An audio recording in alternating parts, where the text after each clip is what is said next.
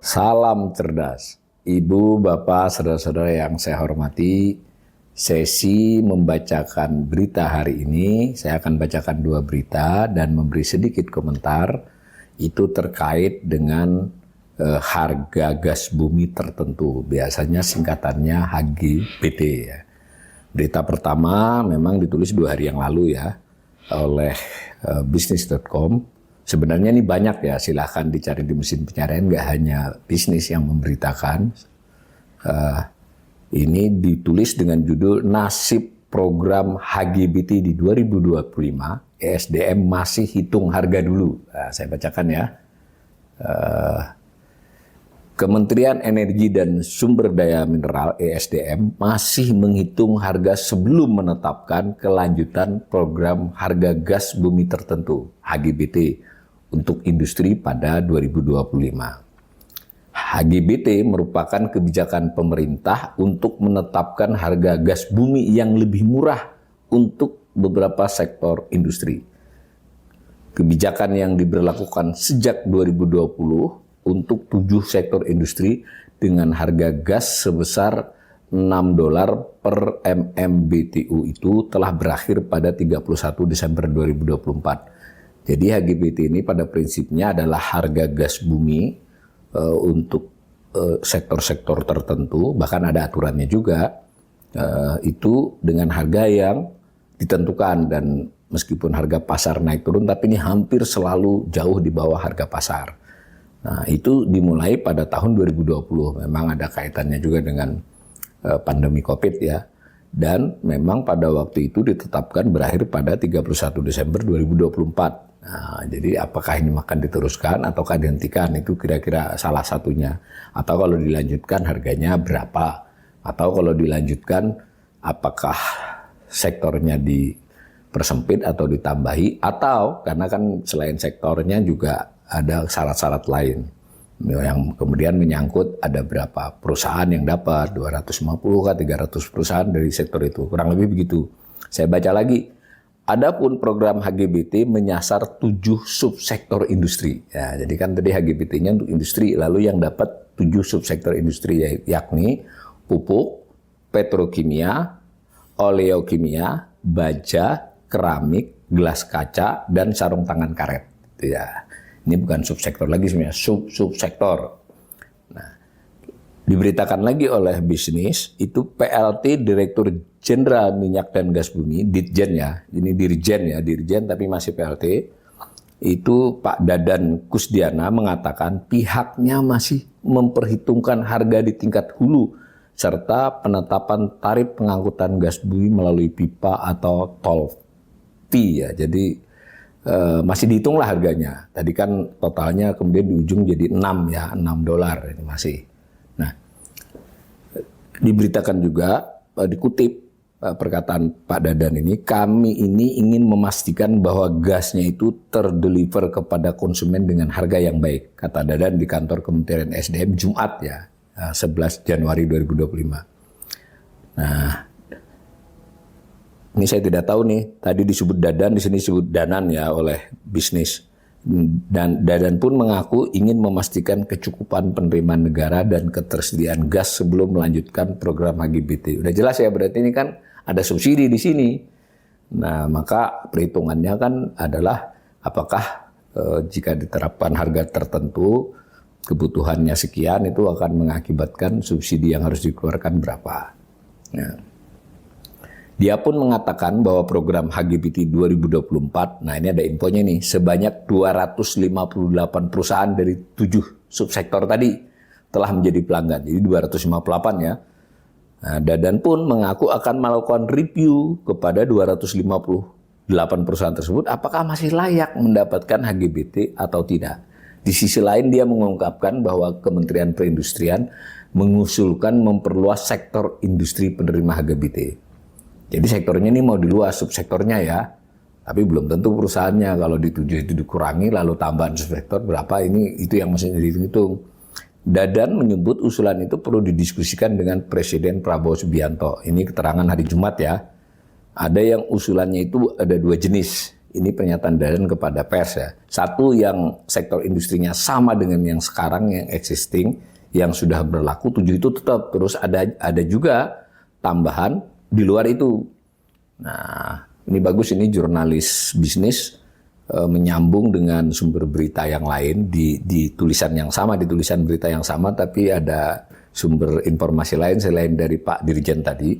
Dari menterinya malah, Menteri SDM Bahlil Lahadalia mengatakan pihaknya masih mengkaji terkait kelanjutan program HGBT pada tahun ini.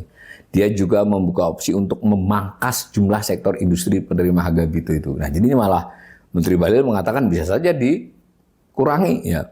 Ada kemungkinan memangkas jumlah perusahaan atau industri. Kami lagi ada bahas tapi belum final ya, kata Bahlil di kantor BPH Migas Jakarta Selasa ini, minggu sebelumnya ini sebetulnya. Selasa 7 Januari. Ini bagus, ini jurnalis bisa mengkait-kaitkan dalam waktu yang berbeda tapi kan terhubung ini. Ya. Selain itu Bahlil juga mengatakan pemerintah tengah mengevaluasi pelaksanaan program HGBT sebelumnya. Dia menjelaskan HGBT sejatinya bertujuan untuk memberikan keuntungan bisnis bagi perusahaan penerima. Oleh karena itu, jika ada perusahaan yang sudah untung, Bahlil akan mengeluarkan perusahaan tersebut dari daftar penerima HGBT. Ini unik ini argumen ini ya. Karena ingat, sekali lagi HGBT-nya itu ada kaitannya juga dengan COVID. Banyak yang perusahaan merugi, pada perusahaan itu kan perusahaan yang strategis buat perekonomian. Tadi kan sudah ada petrokimia, ada macam-macam tadi yang sangat strategis. Nah, lanjut menurut Bahlil, menurutnya tolok ukur keuntungan perusahaan itu dilihat dari kesehatan internal rate of return ERR. Berarti ini kan sudah kegambar ya, SDM menghitungnya macam-macam tadi termasuk itu. Yang ERR-nya sudah bagus, kemungkinan kita dapat pertimbangkan untuk dikeluarkan dalam checklist HGBT, kata Bahlil. Semacam itu ya.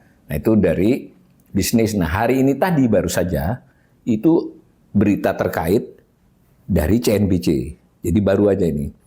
Judulnya ada usulan tambahan industri penikmat gas murah, keputusan di Prabowo. Nah, ditulis begini, Kementerian Energi dan Sumber Daya Alam SDM membeberkan bahwa ada usulan tambahan industri penerima HGBT dan dari Kementerian Perdagangan. Jadi yang usul ini Kementerian Perdagangan untuk tahun 2025 ini.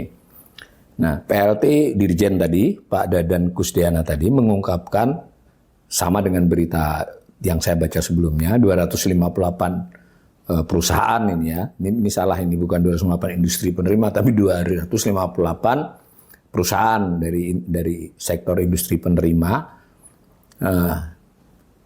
Dadan mengatakan saat ini yang masih berlaku 7 sektor penerima HGBT di Indonesia. Informasi tadi sudah diberikan juga. Pihaknya masih menunggu rapat dengan Presiden RI Prabowo untuk merumuskan perjanjian jual beli sektor industri penerima HGBT. Nah, seperti diketahui HGBT ini ditetapkan $6 per MMBTU. Nah, masih sama dengan tadi dengan bisnis, tapi ini beritanya lebih baru. Ada yang usulannya itu 2 jenis. Nah, jadi satu yang sektor industrinya sama dengan yang sekarang, yang existing, yang sudah berlaku, yaitu 7 sektor. Terus ada yang di luar itu. Nah, minggu lalu, jadi benar nih. Jadi ini memang kembali Pak Dadan yang ngomong, tapi sama dengan sebelumnya, dia masih mengatakan itu kepada wartawan ketika ditemui di kantor SDM.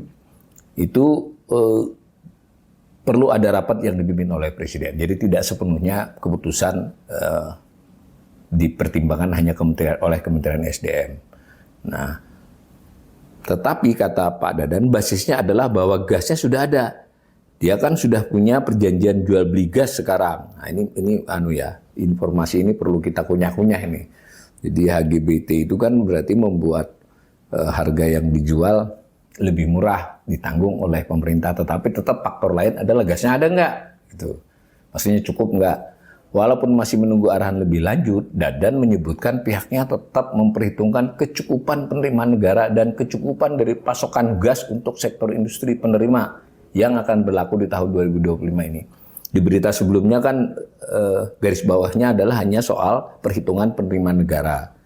Nah, meskipun ada informasi tadi juga dari Bahlil bahwa dia juga akan melihat perusahaan yang 258 itu ada nggak yang baiknya dikeluarkan gitu. Meskipun ini nanti rame ya, kalau dia satu sama-sama subsektornya yang lain dikeluarin, yang dia tidak dengan alasan IRR, ya nanti ada keributan itu. Mestinya kan ya, mestinya subsektor yang sama, perlakuan sama. Jangan lu sudah untung dikeluarin, karena ini dampaknya besar ya kalau seharga-harga, kalau tidak salah sekarang harganya sudah sampai 18, sepertiga, kadang-kadang cuma setengah kan. Begitu kata lanjut lagi oleh Dadan tadi, kan sudah ada perjanjian komposisi penerimaan di KKKS itu akan berubah. Jadi ada soal bagi hasil dengan kontrak kerja ya dengan perusahaan-perusahaan gas. Nah, pihaknya ini maksudnya di Jen Migas ESDM ya, tengah memperhitungkan keekonomian dari industri yang sudah menerima HGBT pada tahun 2024. Nampaknya ini menindaklanjuti arahannya Pak Bahlil, atau Pak Bahlil memberi arahan, sudah diberi masukan oleh Ditjen ini ya. Jadi sudah ada evaluasi itu keekonomian dari industrinya yang menerima nih maksudnya. Jika ada evaluasi penerima HGBT, maka pihaknya juga akan memperhitungkan keekonomian dari keputusan yang akan datang. Karena kan berlakunya, kalau yang dulu berlaku berapa itu? 4 tahun ya, 5 tahun, 20, 21, 22. Ini kedepannya mau keputusan berapa lama? Itu yang menjadi tahap kedua kalau bagi SDM untuk yang baru. Untuk yang baru ini masih kita pelajari dan seterusnya. Nah, ada berita-berita yang sama dengan berarti ini sama ini dengan yang dikatakan oleh minggu lalu oleh Menteri Bahlil. Kita tidak tahu nih, mungkin Menteri Bahlil dapat dapat masukan, dapat brief dari stafnya, atau sebaliknya ini mengikuti arahannya Bahlil. Kurang lebih begitu. Bahkan ada juga soal dari BPH Migas, IRR, dan seterusnya. Nah, saya ingin mengomentari saja bahwa berita tentang HGBT ini sudah cukup berlarut-larut ya, karena selesai kebijakan HGBT $6 31 Desember. Ini sudah tanggal 13, karena itu waktu Desember sudah ada wacana ini, dan persis di awal Januari ini berkali-kali sudah ini pihak ini kan menyangkut bisnis plan yang sudah menerima itu, dia bagaimana memperhitungkan rencana bisnisnya ke depan, masih pakai patokan itu, atau dia membuat rata-rata harga pasar yang bisa dia raih nantinya kalau dia tidak lagi mendapatkan HGBT, tapi langsung harga pasar dari sisi pengusaha ya. Dan bahkan beberapa think tank ekonomi, salah satunya Indef, di berita lain itu juga sudah mengkritik pemerintah ini lelet, pemerintah mengambil kebijakan tentang ini merepotkan industri. Nah, saya tambahi komentar saya bahwa ini bukan yang pertama kali nih ketika pajak pertambahan nilai juga begitu, makan bergizi gratis juga begitu. Jadi beberapa 1 bulan 2 bulan setelah pelantikan itu beberapa wacana publik dikemukakan oleh pejabat yang terkait atau orang yang terkait dengan pemerintah, mau itu Dewan Ekonomi atau penasehat ahli atau bahkan pejabatnya sendiri. Tahu-tahu nanti diralat lagi. Saya silakan dilihat, kanal ini berkali-kali membahas soal PPN misalnya. Ini kelihatannya hanya satu subsektor, tapi ini sangat serius ya, karena ini menyangkut harga pupuk dan sebagainya. Ini HGBT ini. Nah, apalagi ada andalan kita seperti industri besi, baja, logam dasar, ini juga terkait di sini. Nah, maka kembali kita mengingatkan pemerintah bahwa keputusan itu satu hal, misalnya mengurangi, menambahi, membuat harganya tertentu, tetapi hal kepastian adalah hal lain, terutama buat pelaku bisnis. Karena mereka harus menyusun rencana bisnisnya, kemudian juga menyusun keuangannya kan, rencana keuangannya, sehingga tepat untuk mengantisipasi keadaan. Kalau diasumsikan kami masih dapat 6 atau 7, ternyata nggak dapat itu lagi, kan repot buat mereka. Nah, mudah-mudahan pemerintah segera secepatnya, jangan berakhir bulan ini, untuk menentukan kebijakan HGBT ini. Dan jangan lupa, kalau mengurangi dari yang 258, yang dikurangi itu dalam satu subsektor yang sama, ada yang tidak lagi dapat, ada yang dapat, itu akan menimbulkan hal baru lagi. Jadi harus juga asas fairness buat para pengusaha.